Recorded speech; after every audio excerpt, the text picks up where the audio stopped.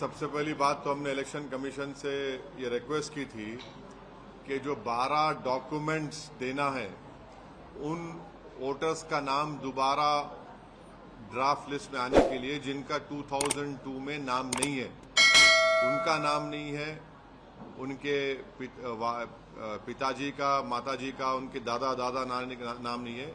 वो 12 डॉक्यूमेंट में एक डॉक्यूमेंट तो तेलंगाना में एनआरसी नहीं हुआ, वो डॉक्यूमेंट चला गया। दूसरा है परमानेंट रेजिडेंस सर्टिफिकेट, वो तेलंगाना में नहीं दिया जाता। फैमिली रजिस्टर वो तेलंगाना में नहीं है। आधार सिर्फ एक डॉक्यूमेंट कबूल नहीं होता। तो 12 में तो ऐसे ही 4 चले गए। अब बचे कितने?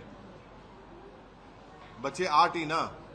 अब 8 डॉक्यूमेंटेशन के लिए हमने इलेक्शन कमीशन से कहा था कि आप पैन कार्ड इसमें शामिल कर लीजिए, क्योंकि पैन कार्ड की बुनियाद पर मैं वोट डाल सकता हूं। स्टेट गवर्नमेंट ड्राइविंग लाइसेंस देती है, उसकी बुनियाद पर वोट डाल सकता हूं। State government food security card देती है, उसकी बुनियाद पर मैं वोट डाल सकता हूं। तो इलेक्शन कमीशन ने उसको कबूल नहीं किया। दूसरा, हमने इलेक्शन कमीशन से कहा था कि जो एनोमलीज हैं, अगर 2002 में मैन्युअली वोटर लिस्ट बनाई गई थी जिसको इलेक्शन कमीशन ने बनाया, अगर उसमें स्पेलिंग मिस्टेक है तो उसको आप प्रेजेंट कैसा मुझे आप पेनलाइज करेंगे? भाई, अगर किसी का नाम एस प्रमोद था 2002 में, अब आ गया सौरभ प्रमोद 2026 में, तो इलेक्शन कमीशन बोल रहा है ये एनोमली है। किसी के 6 बच्चे हैं, एनोमली है। कौन सा कानून है जो 6 बच्चे रहे तो नाम नहीं आएगा? 15 साल का फर्क होगा अगर पेरेंट्स में और चिल्ड्रन में, नहीं होगा। 40 इयर्स का से कम होगा ग्रैंडसन में, ग्रैंडफादर में, नहीं होगा। ये कैसा होगा बताइए? एनोमलीज कैसा होगा? हम बोले इसको करेक्शन के लिए। आखिरी और एक बात, ये एक्सरसाइज शुरू से पहले प्री एसआईआर मैपिंग ईसीआई ने की। पहले ये बताया गया था कि प्री प्रिंटेड फॉर्म आएगा, राइट?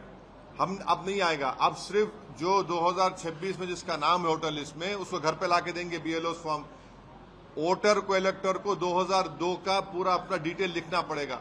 हमने कहा कि जब आपके पास प्री एसआईआर आपने मैपिंग कर ली, वो डेटा आप बीएलएस को दो, booth level assistant political parties की, उसको भी आपने कबूल नहीं किया ईसीआई ने।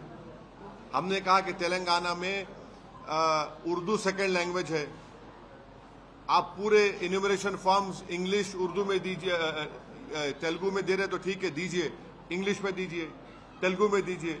अब क्या हुआ कि सिर्फ हैदराबाद डिस्ट्रिक्ट में सिर्फ इंग्लिश में दे रहे हैं। कई ऐसे लोग हैं जो तेलुगु नहीं जानते, वो लोग क्या करना चाहिए? कैसा वो भरेंगे बताइए? और मॉनसून सीजन है, टाइम बहुत कम है। तो ये चीजों से हमको फिक्र हो रही है। हमारी पार्टी, आप जानते हैं कि हमने पिछले 2 महीने से पूरे हैदराबाद तेलंगाना में हमने एक ऐप बनाया है जिसमें 2002 की वोटर लिस्ट है, लेटेस्ट वोटर लिस्ट है। उसके जरिए से हम जितना हो सके अपने लेवल पर हम तो कोशिश कर रहे हैं वोटर की मदद करने के लिए। मगर अब बीएलओ जाएगा, कितने लोगों के पास जाएगा, 2 फॉर्म देगा और फिर फोटो लगाकर वोटर को देना पड़ेगा वापस। फिर ड्राफ्ट लिस्ट आएगी, ड्राफ्ट लिस्ट के बाद फिर कितनों को नोटिस जाएगी हमको नहीं मालूम। इसीलिए हम कह रहे थे कि जो प्री एसआईआर मैपिंग हुई हमको इलेक्शन कमीशन दे दे। अभी भी हम रिक्वेस्ट कर रहे हैं आपके जरिए से कि शायद हमारी बात को सुन ले, कि शायद हमारी बात उनके दिल में उतर जाए, ताकि ये पूरी एक्सरसाइज एक इंक्लूसिव हो। देखिए, जनता में एक एप्रीहेंशन है, इसको कोई डिनाई नहीं कर सकते आप, क्योंकि जो वेस्ट बंगाल में हुआ 27 लाख वोटर के नाम नहीं आए, वो अभी भी बैठे हुए हैं कि कब उनका नाम आएगा। और वहां पर बीजेपी सरकार ने एक ऑर्डर निकाल दिया कि जिसका नाम नहीं आया उसको रेशन नहीं मिलेगा, उसको गवर्नमेंट स्कीम में हिस्सा नहीं होगा उसको। फिर सुप्रीम कोर्ट का जजमेंट आ गया कि ईसीआई जिसका नाम एसआईआर में नहीं आएगा उसके नाम फॉरवर्ड करेगा कॉम्पिटेंट अथॉरिटी को। कॉम्पिटेंट अथॉरिटी कौन है? एमएचए है।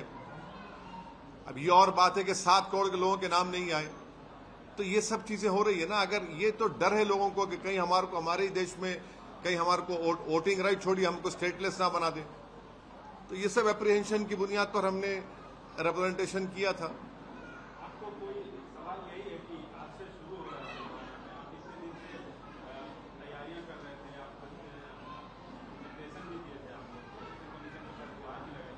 कोई राहत मिली आपको? नहीं, इलेक्शन कमीशन ने सिर्फ हैदराबाद डिस्ट्रिक्ट में इंग्लिश में फॉर्म्स दे रहे हैं और माँ बाकी पूरे तेलंगाना में तेलुगु में फॉर्म्स जाएंगे। अब जिसको तेलुगु नहीं आती वो क्या करेगा बताइए? और एक ही फॉर्म, 2 फॉर्म दिए जा रहे हैं। अगर उसमें कोई मिस्टेक हो गई तो क्या करेगा वो बताइए? उस पर QR कोड है। अब जैसा कि यहां पर आप लोग, कई हमारे जर्नलिस्ट सहाफी हैं, आप तो तेलंगाना के नहीं, आपको तेलुगु पढ़ना नहीं आता प्रमोद साहब आपको? हाँ, अब पढ़ना कहाँ का, लिखना पड़ेगा ना आपको, नाम लिखना, 2002 की डिटेल लिखना पड़ेगा आपको, मैपिंग हो रही है उनकी डिटेल लिखना पड़ेगा। ऐसे एक कॉस्मोपॉलिटन शहर है greater Hyderabad municipal corporation, GHMC का जो एरिया है जिसमें कम से कम 30 से 32 विधानसभा आते हैं, वहां पर तो कई जबानें बोलने वाले लोग हैं। आप चले जाइए साइबराबाद में, हैदराबाद में आ जाइए, कई हिंदी बोलने वाले हैं।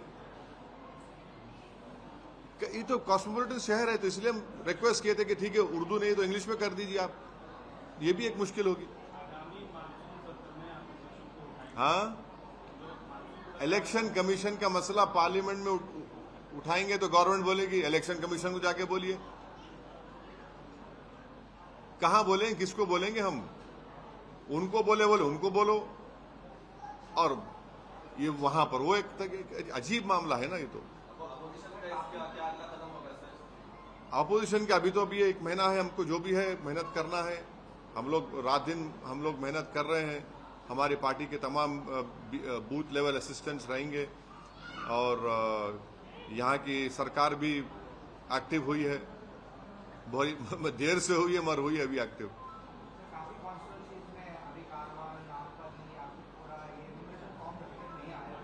तो आज तो पहला दिन है, आना चाहिए, उनको देना चाहिए। यही तो मैं बोल रहा हूं ना कि एक BLO को 1200 वोटर एक बूथ में होते हैं और आप उनको दे रहे हैं 30 दिन।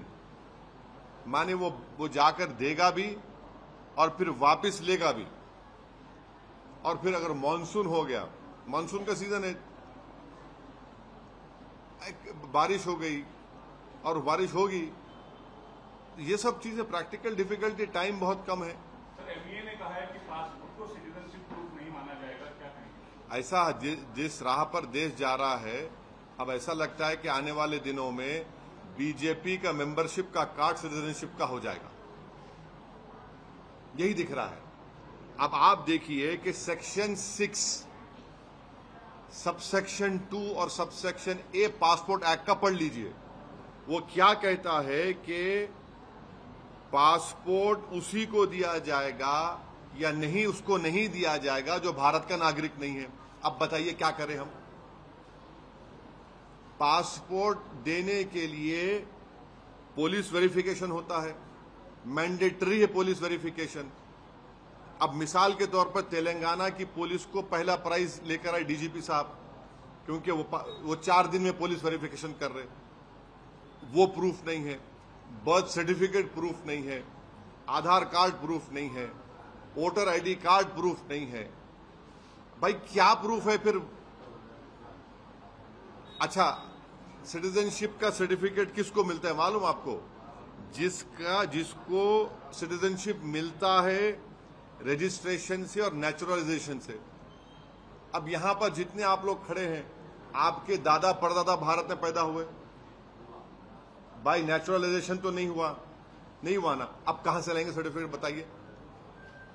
यानी सरकार अगर कल चाहेगी तो किसी को बोलेगी तुम नहीं है। अब मैं क्या बताऊं फिर? मेरे में अब मेरे खबरस्तान को तो आप एक्सेप्ट नहीं करेंगे जहां मेरे परदादा हैं या उनके दादा के बाबा हैं। ये अजीब मामला है। फिर सेक्शन 6(2)(a) क्या है? एक वेरीफाइड डॉक्यूमेंट है। अब यही तो सरकार अपने हाथ में इन चीजों को ले रही है और हर एक को वल्नरेबल बता रही है, तो ये तो एप्रीहेंशन पैदा होगा ना। सर, जिस तरह से SR की प्रक्रिया चल रही है, आपको लगता है वेस्ट बंगाल जैसा हाल तेलंगाना का भी होगा? Bharatiya Janata party voting influence करने के लिए कर, जितना कोशिश MIM पार्टी तेलंगाना में, महाराष्ट्र में, अब दिल्ली में हम लोग कर रहे हैं। हमने ऐप के जरिए से जनता को बता रहे हैं कि आप आइए, अपना 2002 की मैपिंग करवाइए, और अगर डॉक्यूमेंट्स आपको बनाना है, माने जिसकी पैदाइश 87 से पहले और 87 के बाद 2003 और 2004 के बाद हुई है, तो मी सेवा सेंटर्स हमने गवर्नमेंट से बोलकर हर असेंबली कॉन्स्टिट्यूंसी में 2-2, 3-3 मी सेवा सेंटर्स का इजाफा करवाया है। ये रियल एप्रीहेंशन है जो बंगाल में हुआ है कि नाम कई लोग अब आज जितने 25-27 लाख नाम जो बोलते हैं, जो आज भी ठहरे हुए हैं कि अब कौन से जगह पर जाकर, ट्राइब्यूनल पर जाकर उनका नाम लिस्ट में आएगा। फिर बंगाल की सरकार ने जो फैसला लिया कि जिसका नाम फाइनल एसआईआर में नहीं आएगा उसको फूड सिक्योरिटी कार्ड उसका कैंसिल हो जाएगा, सब्सिडी नहीं मिलेगी, स्कीम, गवर्नमेंट स्कीम में उसका हिस्सा नहीं होगा। सुप्रीम कोर्ट का जजमेंट है कि जिन लोगों का नाम एसआईआर की लिस्ट, फाइनल लिस्ट में नहीं आएगा, ईसीआई उनको उन नामों को कॉम्पिटेंट अथॉरिटी को फॉरवर्ड करे। ये सब जेन्युइन एप्रीहेंशंस हैं। Are you afraid कि सेम सिचुएशन जो बंगाल में हुआ, तमिलनाडु में हुआ, जिस कांग्रेस पार्टी कह रही है, तो are you afraid कि यहाँ पे भी सिटीजन्स जो है वो आपके सवाल का जवाब ये है कि दूध का जला छाछ को भी फूंक फूंक के पीता है। सर, क्या आपको लगता है कि एसआईआर का जो बात है सियासी तौर पर अहम इंतखाबात को नजर में रखते हुए जानबूझकर किया गया? एसआईआर तो पूरे मुल्क में हो रहा है, ये तो थर्ड फेज ऑफ एसआईआर है, पूरे मुल्क में हो रहा है, और सुप्रीम कोर्ट ने उसको वैलिड करार दे दिया है। जब सुप्रीम कोर्ट का फैसला तो कानून की शक्ल इख्तियार करता है। मगर हम इलेक्शन कमीशन से यही गुजारिश कर रहे थे, रिक्वेस्ट कर रहे थे कि आप उसको इंक्लूसिव करिए। भाई कौन सा आसमान गिर जाता अगर आप ड्राइविंग लाइसेंस ले लेते जो तेलंगाना स्टेट सरकार देती। फूड सिक्योरिटी कार्ड आप इंक्लूड करते तो फायदा ही होता, गवर्नमेंट का दिया हुआ कार्ड है वो। और फिर पैन कार्ड, उसकी बुनियाद पर मैं वोट भी डाल सकता हूं। तेलंगाना में तो हम तीन डॉक्यूमेंट से तो महरूम है ना।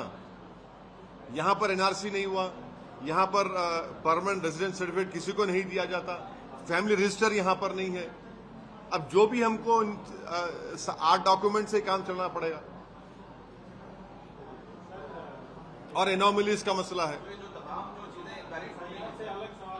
हाँ बोलिए।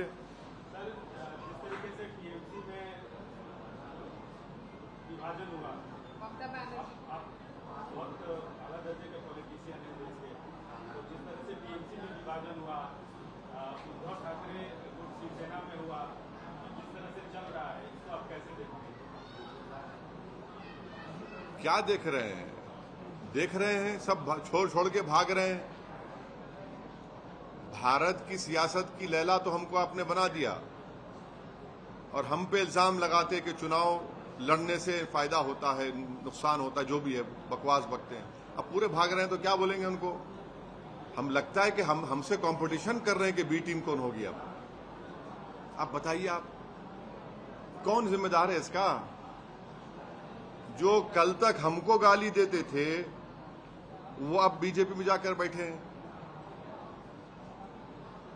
अच्छा, ये मध्य प्रदेश का मुख्यमंत्री का वो एक्सपोजे आया, एक इंडियन एक्सप्रेस अखबार रिपोर्ट किया कि उनके परिवार को फायदा हुआ, अखबार ने रिपोर्ट किया।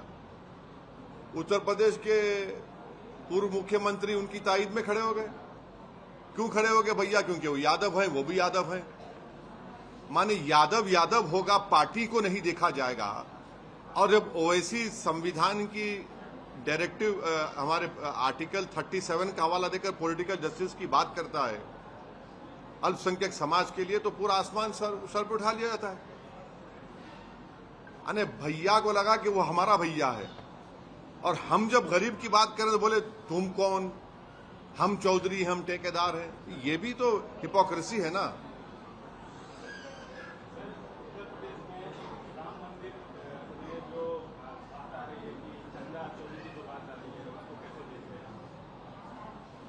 अब नहीं मालूम, हम तो इंतजार में हैं कि एफआईआर कब होगा, और एफआईआर के बाद किसका घर तोड़ा जाएगा, किसका घर तोड़ा जाएगा। बुलडोजर चलेगा या गोली चलेगी? आस्था की बुनियाद पर आपने सब कुछ कर दिया, अब आस्था की बुनियाद पर क्या ये भी बर्दाश्त किया जाएगा? ये सरकार को तय करना है।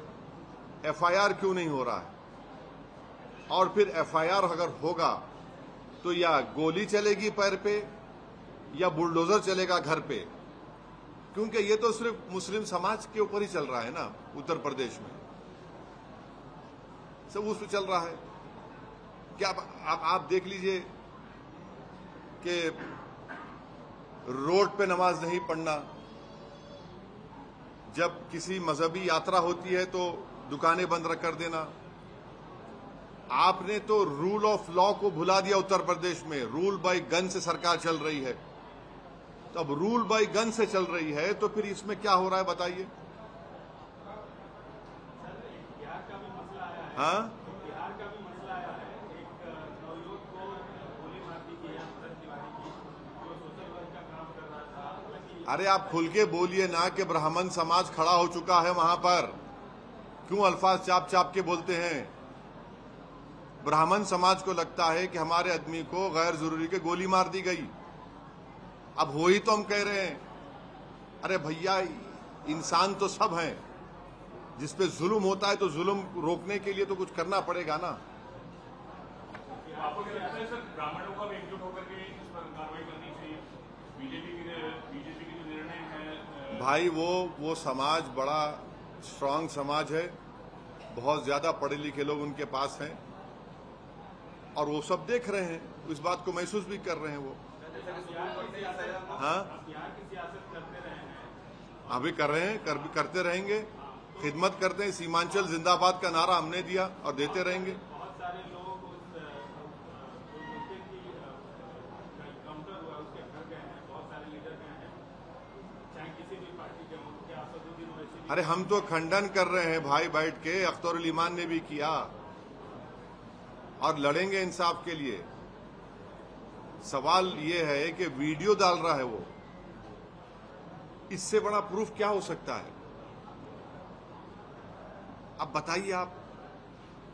सुप्रीम कोर्ट ने एसआईआर को हाँ, आप एमईए का statement passport is not a proof of citizenship statement में आपका क्या ऑब्जेक्शन है sir? What do you think 2030 तक आपको ये हाँ, नहीं, एक ही कार्ड होगा सिटीजन, बीजेपी का मेंबरशिप कार्ड, बस वो बताया जाए। इससे पहले भी पासपोर्ट नहीं था सर। देखिए, इससे पहले नहीं था तो पहले क्या था? पहले अंडा या पहले मुर्गी या ऐसा मामला बात मत करो ना तुम। नहीं, पहले क्या था? सरकार नहीं, बोल पहले क्या था? पहले क्या था? पहले क्या था वो तो बता दो हमको। पहले क्या था बताइए। आप जाकर पासपोर्ट एक्ट का सेक्शन 6 सबसेक्शन 2 सबसेक्शन ए, जिसमें यह कहा गया है कि उसको पासपोर्ट नहीं दिया जाएगा जो भारत का नागरिक नहीं है। अब इससे बढ़ के आपको प्रूफ क्या चाहिए? आप वोटर आईडी कार्ड को नहीं मानते, आप बोल दिया आधार नहीं है, चलिए। आपने कह दिया कि क्या बोल दिया, बर्थ सर्टिफिकेट, वो भी नहीं। भाई क्या है फिर? क्या है फिर? यानी सरकार कल किसी को भी पूछे बोल देगी कि भाई तुम सिटीजन नहीं है। अब मैं लड़ते रहूं? सिटीजनशिप का सर्टिफिकेट किसको मिलता है? जो सिटीजनशिप एक्वायर करते नेचुरलाइजेशन से और आपके रजिस्ट्रेशन से। यहां पर तो नहीं है ना। और पासपोर्ट देखिए, मैंडेटरी पुलिस वेरिफिकेशन होता है, 2 स्टेप उसका वेरिफिकेशन होता है। अब तेलंगाना की पुलिस को तो नंबर 1 प्राइज मिला, 4 दिन में दे रहे हैं वो वेरिफिकेशन करके।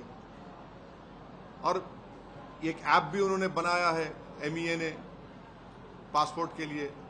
तो क्या है फिर? क्या हो? आखिर कहां पे जाकर रुकेगा ये? जबकि सुप्रीम कोर्ट ने भी इसे एसआईआर को सही बताया है। अगर ऐसे में अहल वोटर्स के नाम खारिज हो जाते हैं तो एमआईएम का अगला कदम क्या होगा सर? कानूनी कार्रवाई किस तरह से होगी? देखिए, अभी तो पूरी कोशिश ये है कि 1 महीने के अंदर जिस किसी को फॉर्म मिल रहा है वो सही तरीके से फॉर्म को फिल करें और उस फॉर्म को फोटो लगाकर अपने वापस करें बीएलओ को। और हम लोग आप देख रहे हैं कि पिछले 2 महीने से हजारों लाखों लोगों को तेलंगाना के इस ऐप से फायदा पहुंचा है। महाराष्ट्र में भी दिए, दिल्ली में भी दिए। पहले ये एक्सरसाइज पे तवज्जो देने की जरूरत है। सर, उज्जैन में मुहर्रम के प्रिपरेशन के टाइम हाँ उज्जैन में मोहर्रम प्रोसेशन के टाइम एक कार ब्लास्ट हुआ था और उस पर अभी जांच चल रही है। कब हुआ ब्लास्ट ये? 23rd night.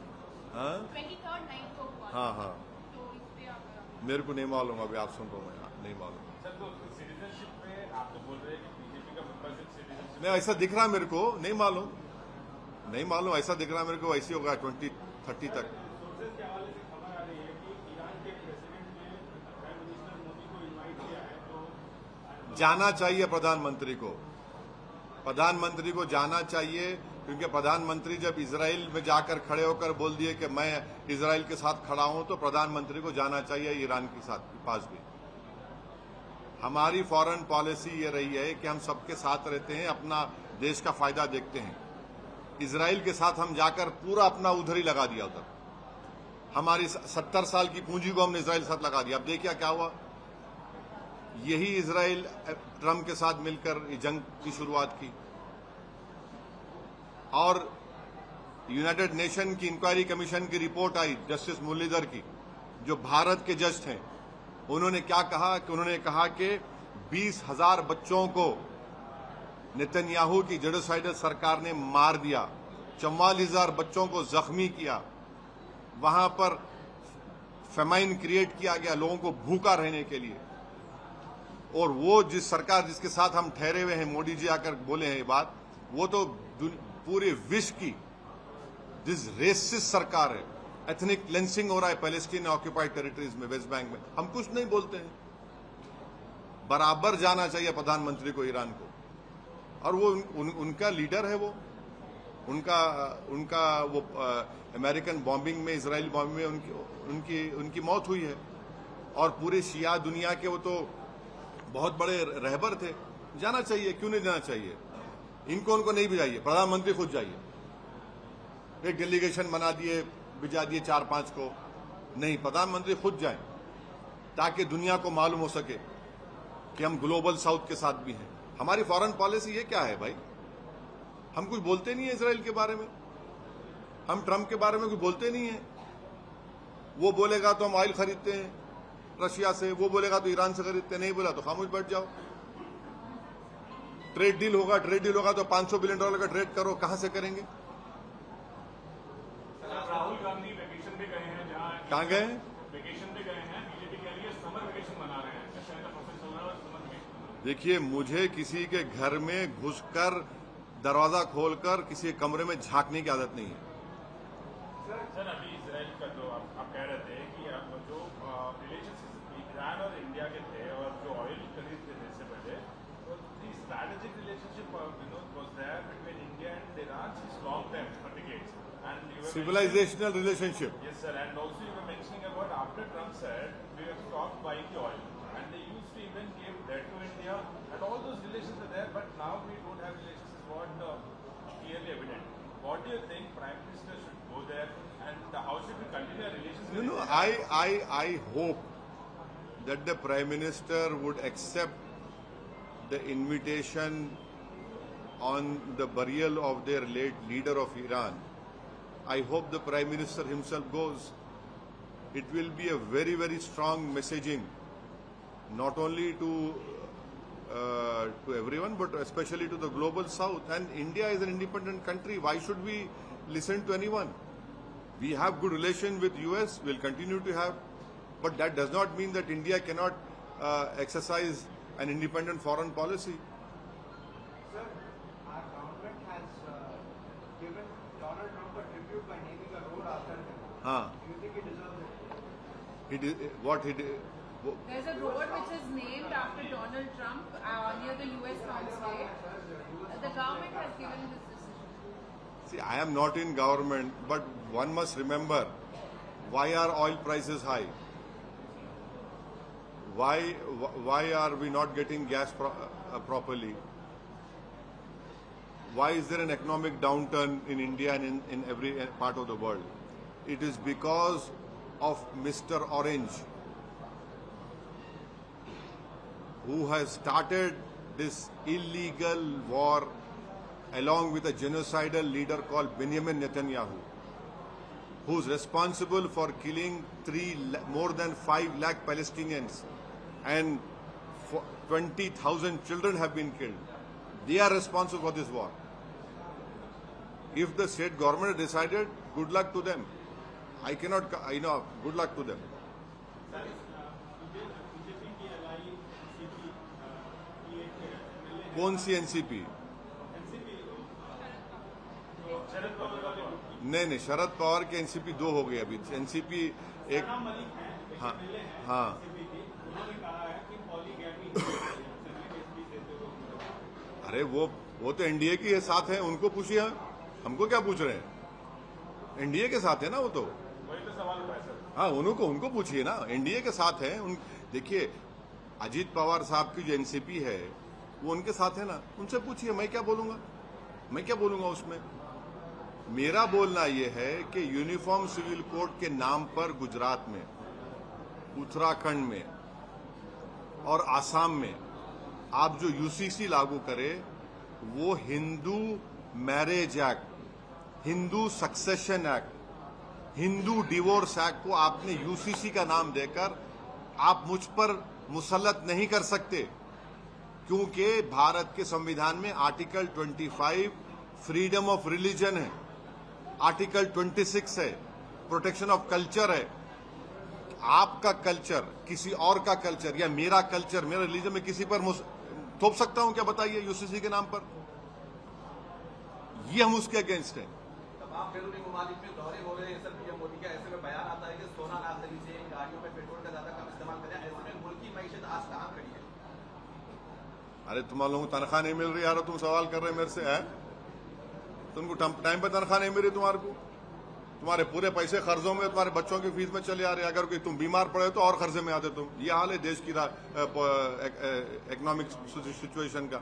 आप अपने आपके जेब में अब इतने सुराख पड़ गए, क्या करेंगे बेचारे आप लोग? क्या बोल रहे हैं? सर यूएन रिपोर्ट काफी क्लियर है, 20,000 children have been killed.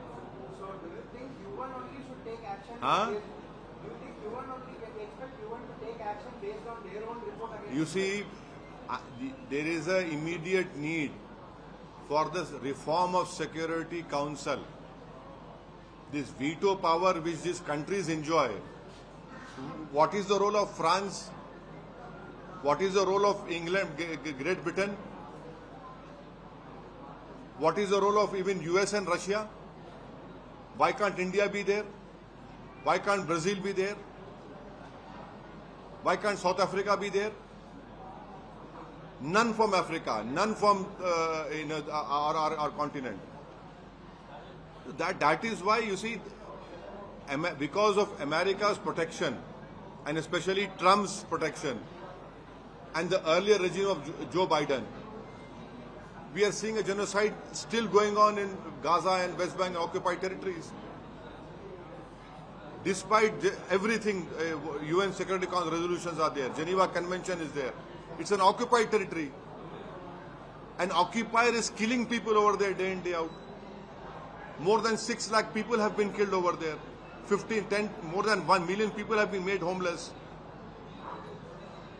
And people who are supporting this genocidal regime will regret it later, I'm telling you. Sir SIR के बाद अगले 5 सालों में सियासी मुस्तकबिल क्या होने वाला है? इल्म गैब तो नहीं है मेरे पास, मगर हालात तो अच्छे नहीं दिख रहे। मगर हमको अपने एसआईआर में नाम शामिल कराने के लिए हमको जो बीएलओ फॉर्म ला के देगा उसको वापस करना है फोटो लगाकर। और मैपिंग अगर आपकी हो रही है, आपका नाम 2002 में है और मैपिंग हो रही है, तो सही तरीके से लिखिए। और डॉक्यूमेंटेशन अगर देना है तो डॉक्यूमेंटेशन सही तरीके से लगा कर दीजिए। एमआईएम पार्टी के हेल्प डेस्क सेंटर से कांटेक्ट करिए। ऐप जो एमआईएम पार्टी ने क्रिएट किया उसका इस्तेमाल करिए और पूरी कोशिश करिए, और हम भी साथ देंगे, हमारे बीएलएज हैं पार्टी के, कि हर नागरिक का, जेन्युइन वोटर का नाम ना सिर्फ ड्राफ्ट लिस्ट में आए बल्कि फाइनल लिस्ट में भी आए इंशाल्लाह। पार्लियामेंटेरियन है, पार्लियामेंट को एसआईआर प्रोसेस रिव्यू करने का हक है। एसआईआर अभी तक जो हुआ है, देखिए, सुप्रीम कोर्ट ने कह दिया कि एसआईआर ईसीआई कर सकता है, उनके पावर्स में है। ये प्रॉब्लम है ना, और सुप्रीम कोर्ट का जजमेंट लॉ होता है। कोटा में कन्वर्जन हाँ? कोटा में कन्वर्जन केस कहाँ पे? कोटा में। कोटा राजस्थान। मेरे को नहीं मालूम। अरे आप लोग वो नहीं बोल रहे उत्तर प्रदेश में जो गरीबों को मजदूर बना के पकड़ के रखे थे, मार रहे थे, पीट रहे थे, वो क्यों नहीं पूछ रहे भाई आप लोग हैं? अरे सवाल उसका नहीं है।